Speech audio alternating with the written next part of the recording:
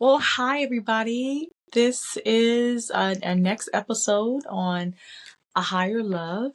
The title of today's conversation is From Fear to True Identity. From fear to true identity. And this thought really came to mind yesterday. And I wanted to talk about it. I recorded it yesterday, but I didn't audibly, but I didn't I decided to record it, where you can see me. And so, if you have any questions, you guys know how to reach me at a higher love at cammyknight.com. You can email me there. But let's get started, y'all. So there's a few segments that I will be talking about, and the first one is the identity you built versus the identity you were given. Now, today's episode, there's something I've been sitting with, and it's been sitting with me for a long time. Actually, longer than I've even realized. Not the loud kind of fear that I've been dealing with, not the kind that announces itself, but the quiet kind, the kind that disguises itself as who you think you are.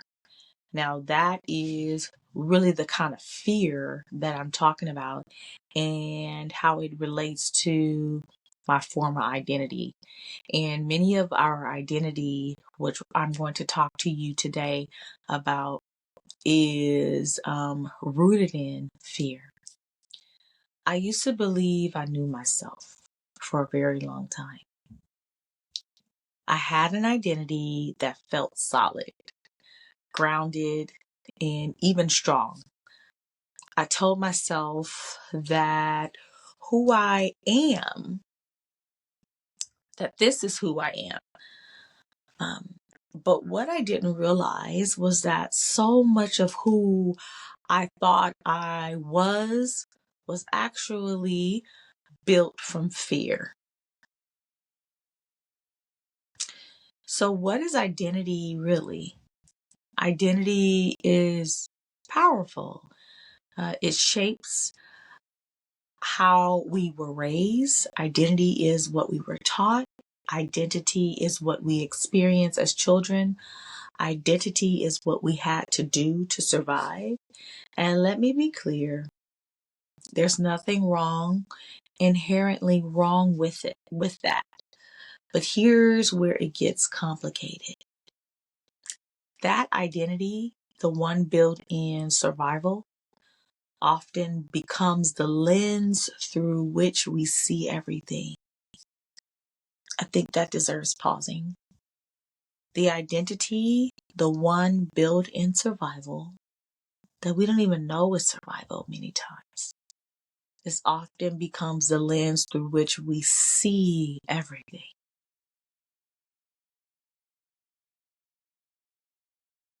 How we love, how we receive, how we protect ourselves, how we respond to life. And when fear is underneath it, everything gets filtered through that fear. That's hard. The next part I want to shift to is when identity is rooted in fear. When identity is rooted in fear. I had to come to terms with something real. A lot of what I thought was self-respect was actually defense. And a lot of what I thought was strength was actually guarding. A lot of what I thought was loving myself was actually me trying to stay safe. Safe from love, safe from disappointment, safe from not having control. I was afraid of life, afraid of love, afraid of money, afraid of, losing it all. So I built an identity that I didn't quite know or understood, but rather something that I created unconsciously because that was the realm and consciousness in which I lived under and believe. And so this identity based out of that lens, based out of that state of consciousness, based out of those experiences and in my environment and what I was told of who I was and all the things that I mentioned before that shaped this identity.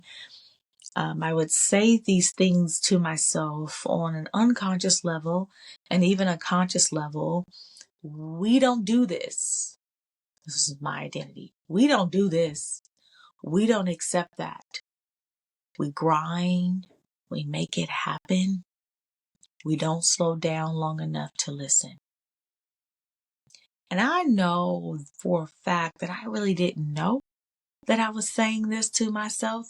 It was just what it was. I didn't have a moment of pausing. I didn't have a moment of recognizing that there was something else inside of me that wanted to reveal the truth of who I was and not who I thought I had to be. And from the outside, it looked like discipline, or it looked like, oh, she's really working hard, which I was. But I was running through this hurdle of chasing and trying to be something, trying to uphold that. And I was tiring. And I saw the calamity in my life that made me fall to my knees and say, this tug that I've been feeling inside of me for a while now, I see what it's produced in my life. And God, can you show me? Can you help me? From the outside, it looked like discipline. But it wasn't until that pause that I recognized that this identity or this how I'm showing up, this ain't it. It was a sense of survival. The cost of living in survival identity. I don't even think we know what it is sometimes. Survival identity will oftentimes keep you in a state of missing true life. It will keep you in a whirlwind of discontentment with alignment and with your soul. When you haven't had a moment to pause, I've had the ability and the amazing opportunity to have life present something else different to me.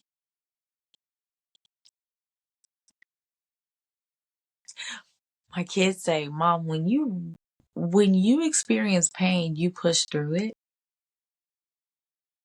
And when I experience pain, I feel it. But it was the opportunity that I had in my life to say something is off. And in that dark place that I was in, that's where I found the light. In that pain in my life, it caused me to sit with myself and say, something has to change. God, you got to show me and help me. I didn't want really the things in my life to change as much as I wanted me to change. I knew that there was something inside of me that needed help, that needed something. And I knew that God could help me. I knew that the way in which I was showing up wasn't it. And so I took the leap. I took the leap to search within, and I haven't stopped ever since. When your identity is built on survival, you're always chasing something. You're chasing a relationship because you don't feel enough. You're chasing after money because it's never enough. You're chasing after your health because you're always feeling that you can never get ahead. And this is like inherently uh, put in us as when we were younger. I don't think we know quite exactly why we struggle with the things that we struggle with unless we sit and actually pause within ourselves and really have that time with God and ask, like, if something feels off, something feels off within me. I would encourage you, if something feels off with you, go to God, sit still, be quiet, ask God to show you what it is. Because if you're in question, there's an answer. If there is unsettling in your soul, in your spirit, within you, then obviously there's something else on the other side that's showing you that there's another way. And that was my story. So when your identity is built on survival, you're always chasing something. You're always, proving something, or it's a hustle. It's never a sense of settledness that you have. You're always protecting something. And the hardest part, you don't even realize it's happening because it feels normal. You might feel like, dang, why am I always tired? Dang, why am I always restless? Dang, why does something always feel like it's not enough? And I think that's sometimes, I'm not saying every day is going to be perfect when you step into a level of self-awareness and healing, but it does become much better when you do that work, when you do that inner soul work. What used to feel like my norm when I operated out of that space, because I was connected to myself in some aspect, I knew that something ain't right. Something ain't right. You do something, you do it because it's like that's all you know to do. And then you're like, something's not right. Something's not right. That something's not right is the answer. It's right. If something isn't right. And it's asking for you to find out what that is. Because the version of you that doesn't feel settling, it's asking a question. That version of you is tired. That version of you is always on guard or always bracing, always doing. And even when love shows up or you don't, when love shows up, you don't fully receive it in its totality because you're buried in surviving. You're buried in your bubble, in your world of your own insecurities, your own lack, your own sense of, I got to make it happen, your own view of the world. And that view is from a clouded lens. That view is from your way of surviving. That view is from your trauma experiences. And so we live through that lens, through that view, and it becomes a clouded view of what really wants to be revealed in you. And so knowing the difference between your old identity or your former identity, what you were told or what you felt you had to do to shape who you are, and many times that shaping or that identity is through trauma, through fear, through who you thought you had to be. And then God steps in when you ask, and God shows you, no, this is who you really are. And in little small increments, God shows you this identity of who you truly are and not who you think you have to be. And that takes grace and patience and listening. As I mentioned to you earlier, the ways in which I showed up, who I thought Cammie was. So even when love shows up, you don't fully receive it because your identity doesn't recognize safety. It only recognizes survival. Or you could even have a sense of safety. Maybe you had a sense of safety like I did. And most of your life or majority of your existence, your way of living was through surviving. So your focus is mainly on the surviving part. Does that make sense? And you aren't able to fully allow what can truly blossom in your life if you're so head buried on how you think you have to be, how you think you have to show up. And you might say, well, how do I change that? How do I change that identity? That's having a relationship with God and knowing that you want to change. And God showing you your true identity by listening and communing with Him. Letting Him speak to you throughout the day. Pausing and reflecting. Asking God, how do you really see me? That was my prayer when I first took the journey. I said, God, show me who I really am. And the word identity was placed in my spirit by God. How I truly see you, not how you think you have to show up. Here's what changed everything for me. What changed everything for me was God didn't come in and tear me down. He invited me deeper to a deeper truth, deeper into love, deeper into who I actually am. And what I began to realize is that my true identity was never rooted in fear. It was rooted in love. And many of us are afraid to love. Many of us don't even know what love is. But to access that kind of love that I'm talking about, I had to get quiet.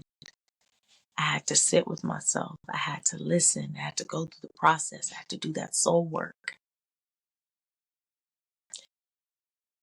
I couldn't listen to the noise,